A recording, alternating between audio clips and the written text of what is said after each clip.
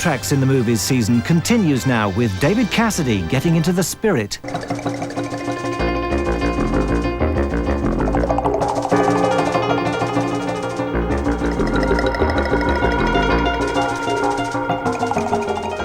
In The Net tonight, Benjamin Woolley connects a camcorder to a computer for that instant Fellini feeling.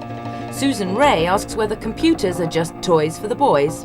Plus our games review with Jules, how nanotechnology is going to make us all immortal, and the American Army shows off its vast virtual battlefield. Professional TV is a big, complicated business. Producing a show like The Net takes cameras, crews, lights, editors, producers, and a sixth floor full of important executives. But this time it's going to be different. This time I'm going to get rid of this lot and have a go at doing it myself. So off you go then, go on, shoo. With the advent of the camcorder, we've been given a glimpse of a new type of TV, a type that, as initiatives like the BBC's own Video Diaries shows, provides a different, some would say more democratic, view of the world.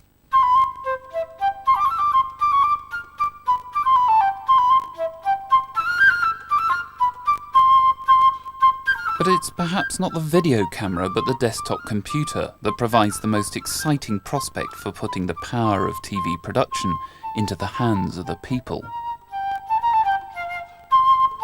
Until recently, only big beautiful boxes like these, a so-called graphics workstation, could cope with video. Only they had the processing power needed to handle the huge amounts of data that a video signal contains. But now, with the emergence of faster microprocessors and cheaper components, a new breed of more modest system is claiming video capability. There's the latest Acorn computer, a machine better known in educational circles, but making a bid to leave school and enter the big outside world of business. There's the all-singing and dancing Apple Power Mac, with its high media profile and drop-dead designer screen. And there's even the unglamorous IBM PC Compatible, claiming to have gone supersonic with the introduction of new chips like the Pentium. Alternatively, you can try to upgrade an existing system by adding what's called a video capture card to your computer. These are about as easy to mate successfully as a pair of giant pandas, but assuming you've managed to get them connected, all you need then do is plug your video camera or recorder into the back of the computer, and then watch as the picture appears suitably diced and digitized on your computer screen. Whatever your chosen upgrade path, your first glimpse of desktop video will in all likelihood be a disappointing one. All that dicing will have taken its toll. With a standard capture board, you'll end up with something that looks rather distressingly like a smeared postage stamp. With more advanced hardware, you'll get something that looks more like a pirate video, and that's about as good as it gets. But you don't digitize video in order to watch it like TV. Once it's in the system, it's no longer just a sequence of pictures that you have to look at in their own disorderly progression. It's become data like any other, ready for processing. As anyone in the business will tell you, the secret of good television is editing. And as word processors demonstrated with text, that's something that computers are particularly good at. There's now a range of software programs designed to help you create the televisual sort, software that makes it far easier to marshal your material than any conventional editing suite. Indeed, being digital, this stuff comes loaded with video effects that would put a 1970s edition of Top of the Pops to shame. Wipes, ripples, barn doors, solarization, zoom trails, it's all here. With all these effects at your disposal, you can conjure up a pop promo and a pretty nasty headache in minutes. But that's just the beginning. You're not confined to using material you've shot yourself. Subject, of course, to the usual restrictions of copyright, you can pull a TV program off air, use a sample movie, perhaps one from a game. A sick game! Combine it with animations, add some graphics, gather some photographs, 3D animated images you'll find on the growing number of so-called clipped CD-ROMs, throw in some digitized and sampled sounds. The tough bit comes in turning the resulting mess into some sort of meaningful melange of image and sound. When desktop publishing arrived in the mid-1980s, users went berserk. Ransom letters used a more tasteful selection of fonts. The same problem is emerging with desktop video, producing compositions with all the harmony and coherence of a road accident. Furthermore, there's literally no end to what you can do. There's no time of transmission, no final print, no, as they say in the BBC, programme as broadcast. The material remains forever fluid on your hard disk, a scrapbook of digital odds and ends for you to add to as you see fit. And being digital, it's become part of a virtual world fast filling up with video. You can already get images of all sorts over the internet, such as a live video feed of the state of the surf on a Florida beach. And there's the video phone, the once exotic toy that seemed forever suspended in tomorrow's world, now becoming just another add-on feature for today's office network.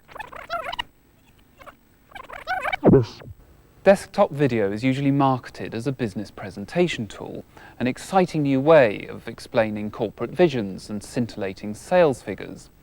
But it could go much further than that. It could be a new means of communication, an intense, multifaceted way of seeing the world and letting the world see you.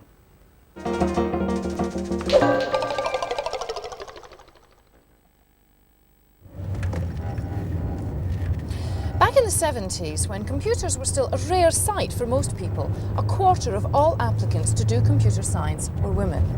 Now, when PCs are everywhere, less than 1 in 10 young people who go on to study computing are women. For some reason, it seems girls still believe that computers like hi-fis or sports cars are still just toys for the boys. I think the feeling is that girls are getting put off at school. About 15 years or so ago, we didn't have micros in schools, so computers weren't for boys or girls, or for both. But now boys get hooked at school, they really get addicted.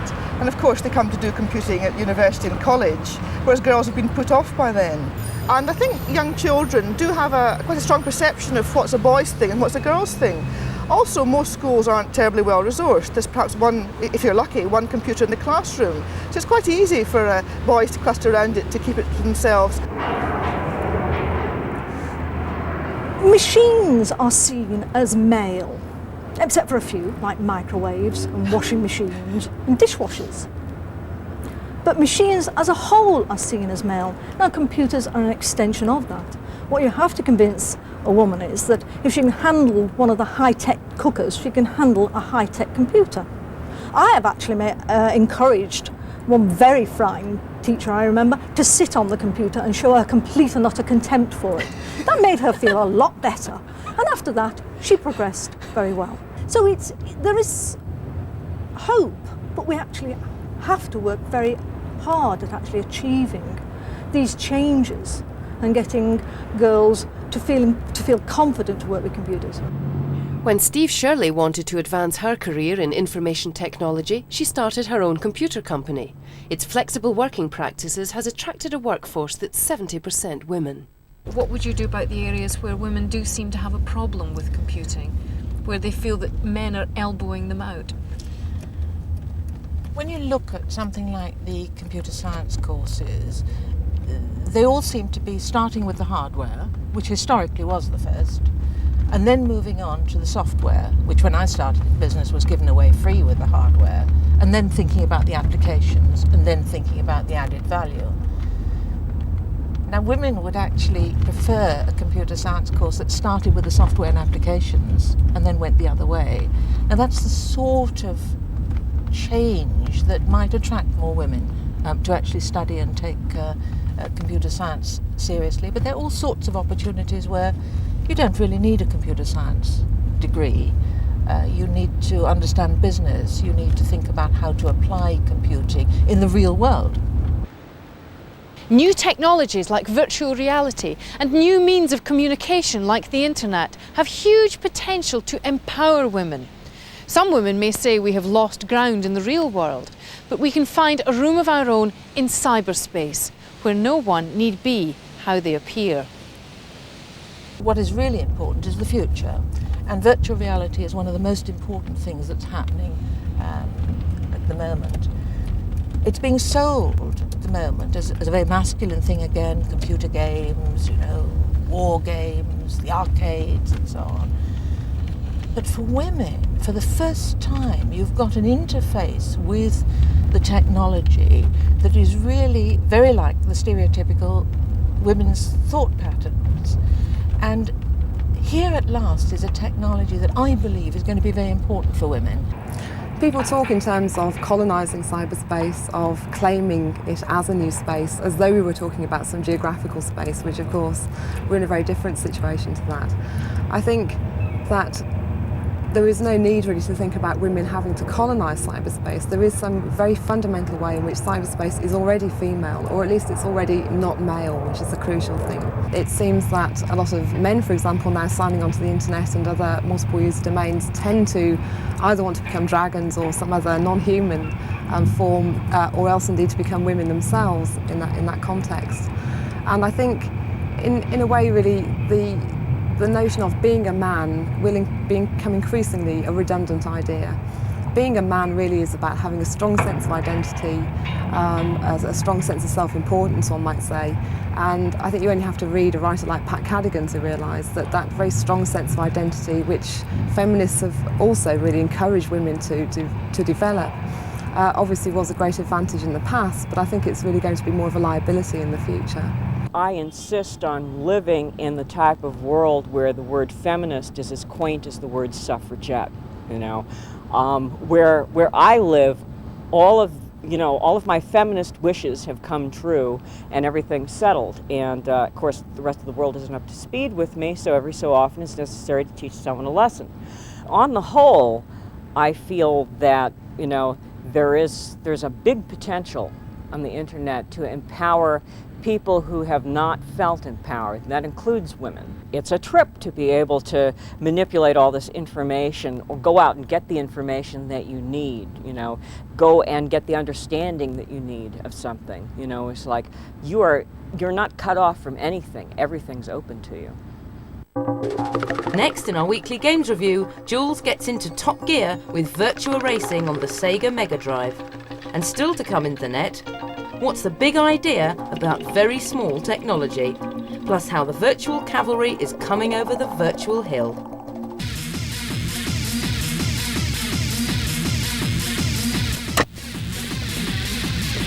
Hey look! This is a warehouse! And this is a nice view! Wow, Switch, you are good! And this is a Mega Drive! Today I'm going to tell you about Virtua Racing. First of all, it's expensive. This is one stupid, crazy, no way, I can't believe it price. Second, it's a vroom, vroom, meow, sweet game! It was great in the amusement arcades and it's great on a Mega Drive. The rules are simple, just race around the track faster than all the other cars. The pictures look great, and they also look great from this angle, and even from this angle. The fun really starts when you play against a friend. For those who are clueless, the top half of the picture is me and the bottom half is my friend. This is one of the best brum brum games ever. It's a shame about the price. And before I go, the score out of 10 for Virtua Racing would be 9.7 if it didn't cost so much. At £70, it only deserves 3.5. Okay, bye!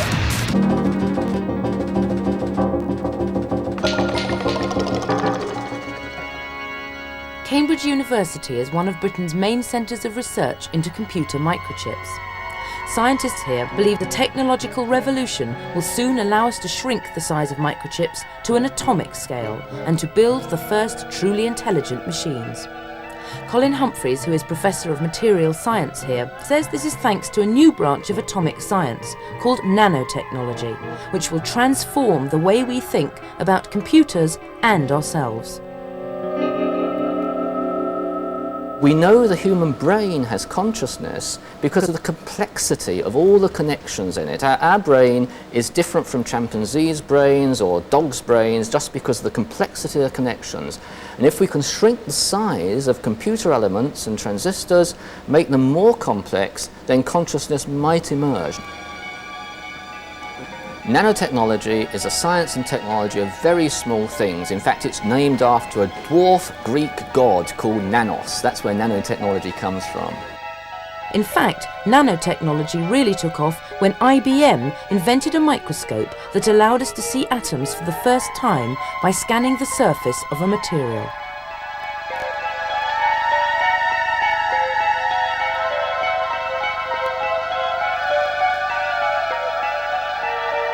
Since then, scientists have learnt to move atoms around and even to join atoms together.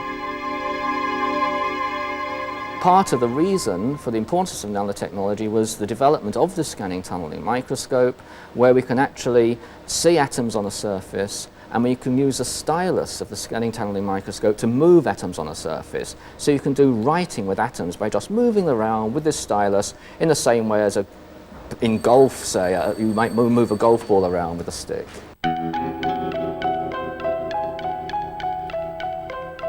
In Cambridge, Massachusetts, Professor Marvin Minsky, who is one of the world's leading thinkers in artificial intelligence, agrees that now we can actually manipulate atoms, the way is open to build atomic-sized computers.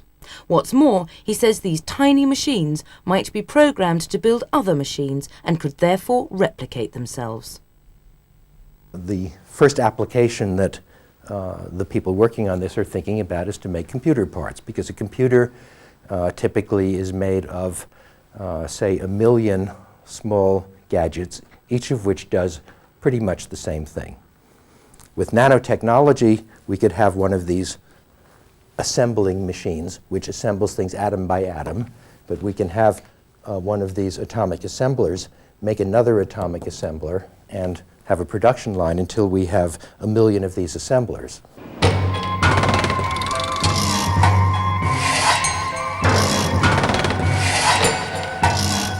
Something called self-assembly has some intriguing possibilities, and let me give you a current example which is done now. We now have robots build other robots, and so you can think of a situation where you have a bigger robot build a smaller robot, which builds a smaller robot, which builds a smaller robot. And then if you extend that sort of idea, you can think of building things at atomic dimensions. And let's say we have some defective part of the human body that needs repair. Then if we really understand things, we might insert something into the bloodstream which goes around and repairs this defective part of the human body. So there's tremendously mind-blowing possibilities once you can really understand nanotechnology more. One of the exciting possibilities of electronic circuits, which are on a nanometer scale, and this is 1,000th of a millionth in size, or a meter in size, is that our brain neuron connections are on the same sort of scale. And if we can put a silicon chip into the brain and somehow connect our brain cells to that, then we can interact with the silicon chip in the brain. And for example, you could program a silicon chip with all the names and telephone numbers of your friend, implant it in the brain, and you'll never forget a telephone number again. The idea that computers might shrink to the size of human cells and the notion that we could add physical mechanisms to our brains has led some scientists to suggest that the distinction between us and machines will become increasingly blurred. What would it mean to have intelligent machines? Well, the first answer is it would mean having things like people.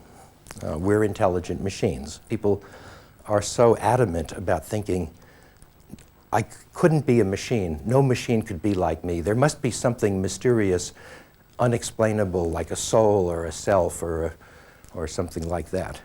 I think that's all nonsense. It seems to me now, as we're coming into the next century, we're getting a great picture of how we could make mind-like things out of physical-like things. I think in the next generation or two, the public will suddenly realize that we are on the verge of a big reform. We can get rid of disease. Maybe we can't cure all the diseases that we have, but we could rebuild our bodies. We could move our brains into new bodies that don't deteriorate and don't age.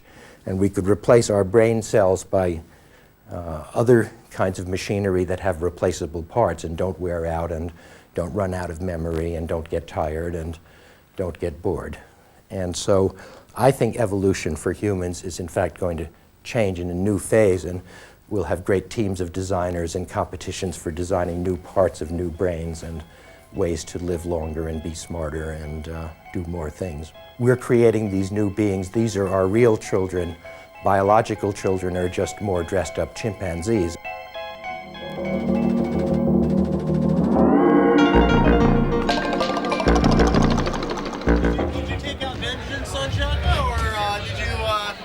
Video games are a kind of simulation.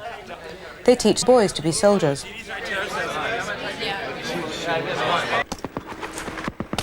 But the army doesn't just need individual soldiers with good eye-hand coordination. It needs good coordination overall. To an outsider that's watching a war as it takes place, there's a great deal of hectic activity and a vision of what's going on. Target ceasefire. Drop a missile launcher.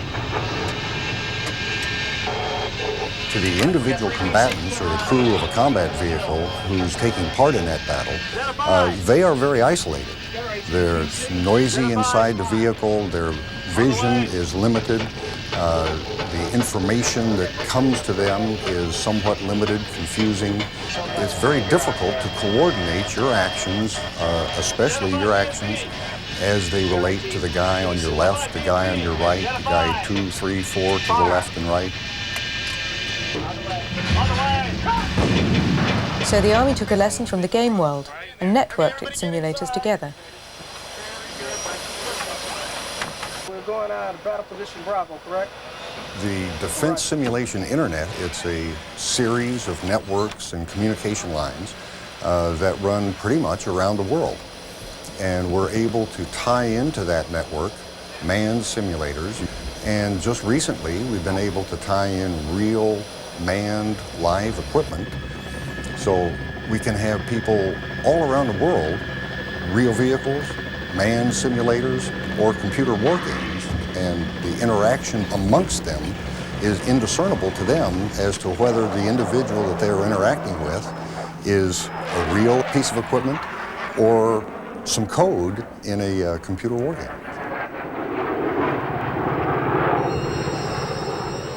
They've used the technology to reconstruct and replay a battle from the Gulf War. During the battle, there was no time to feel any emotion. There was no time to feel any fear. I found myself as I watched this battle, I could feel the adrenaline flowing. I could feel my palms start to sweat.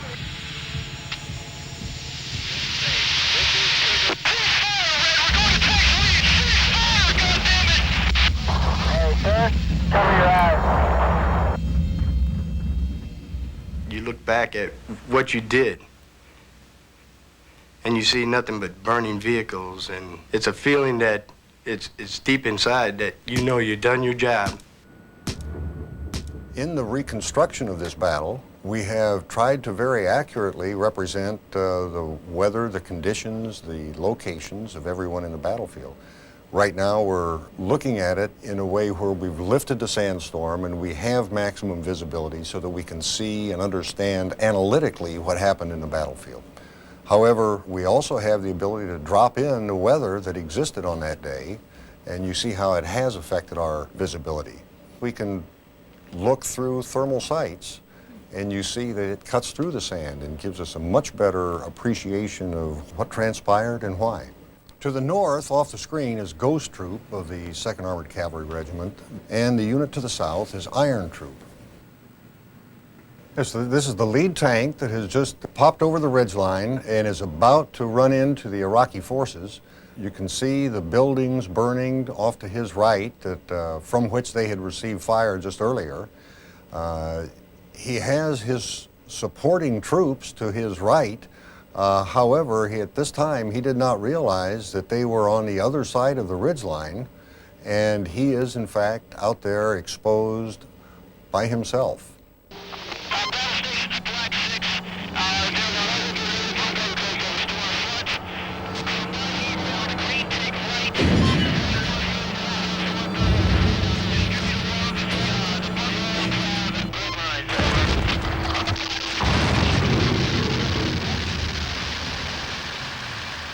One of the important aspects is the ability for a commander, wherever, to be able to obtain a two-dimensional and three-dimensional representation of the battle as it's progressing anywhere in the world It's very likely that in a future war that the decision makers may not be on the battlefield. They could be anywhere.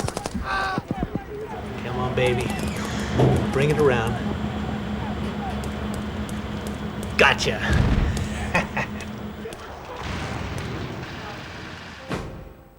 Replaying the past is one thing. It's more useful to practice for hypothetical situations, like going into Bosnia. ARPA has an interest in being able to develop terrain databases, three-dimensional, high-resolution, high-fidelity terrain databases of any location in the world in a very rapid time. And it gives people the ability to become familiar with the terrain that may currently be denied to them. So we're now entering the port of Ploče. The mission of keeping the main line of communication open between the port of Ploče and the town of Sarajevo is an extremely, extremely difficult mission to accomplish. And here we have a couple of vehicles. There could be soldiers in simulators, you know, trying to get familiar with this terrain.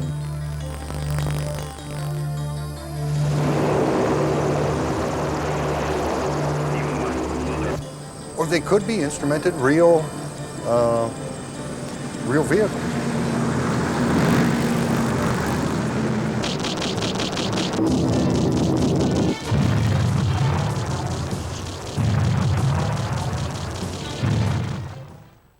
With the next generation of image generators, you will be hard-pressed to tell what's virtual from what's real. The power to process polygons and pixels and throughput information is growing and continuing at a very rapid pace, limited only by your imagination and, of course, money. The ship is run by a master computer, but we don't want the operators to be distracted by that, and we don't want the game players to be distracted by that. So the SAIC Command Center seems to have been very successful. Well, this is part of the information highway, they're calling it now. Things that we could never have imagined 50 years ago, even being possible, much less being possible in every household in the country in the next 4 or 5 years. Coming up after the credits, NetCetera. Start your video now. Or for a printed NetCetera and details of BBC Networking Club and other network services, send a stamped address envelope to this address. The Net, Programme 8, BSS, PO Box 7, London W3 6XJ. Next week in the Net, the panic over computer porn. Should parents really worry about what Johnny's getting up to in his bedroom? Paris in the springtime, how computers are putting the Louvre in the best possible light.